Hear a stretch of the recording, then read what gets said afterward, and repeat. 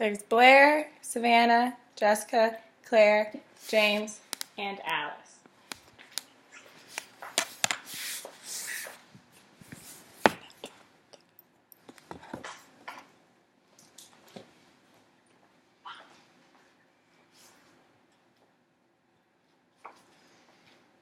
It's that time of year again. Time for giant turkey legs, fried butter, fried pickles, and just about fried everything. When you think about the state fair, what is the first thing that comes to mind? It might be food like most, but if you're like me, it is the rides.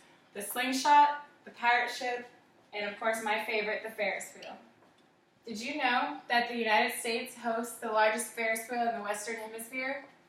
And I'm lucky enough to say that my hometown, Dallas, Texas, holds that title. The State Fair of Texas is located at Fair Park, and I was lucky enough to grow up with that in my backyard. Hello, and let me introduce myself. My name is Virginia Beckloff, and I'm 22 years old. Like I said, I was born and raised in Dallas, Texas, and grew up loving my city and everything about Texas, like any respectable Texan should. My family and I are really close. My father, Dean, my mother, Brenda, are my rock and support system.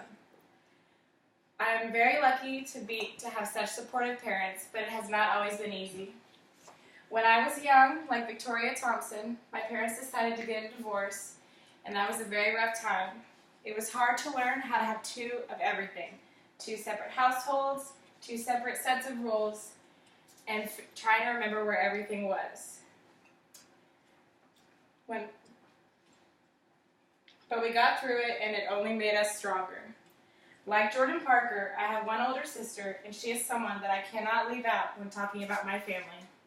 Juliana, or Jules as I might say, and I were not best friends growing up, and let alone friendly.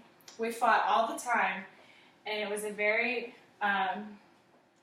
we fought all the time, and all I wanted was my older sister's approval and for her to think I was cool. As adults, we have come full circle. I look at her as one of my best friends and confidants. We rarely argue, and she has become one of my best friends. She even had me as her maid of honor at her wedding. I appreciate and adore my family so much. I would not be the woman I am today without them. Just as Sarah Fitzsimmons did, I first went to college and studied literature.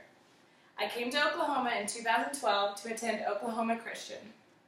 Now, a small, private Church of Christ university is not the first choice for many graduating seniors, but it was and still is a tradition in my family. My grandfather, my cousins, uncles, father, and own sister all attended, and so it was the obvious choice for me. I met all types of people at OC and made a lot of good memories. Unfortunately, due to my own control, I did not succeed there. I relied on my social life and put my education on the back burner, and after 3 semesters at Oklahoma Christian, I decided to leave and take a year off. During that year off, I worked not only to gain my Oklahoma residency, but I worked full-time in a restaurant, and it was very eye-opening. I figured out that working in a restaurant was not what I wanted to do with the rest of my life. So last spring was my first semester back in school, and I loved it. I looked forward to going to class and looked forward to learning. Now, I'm not crazy.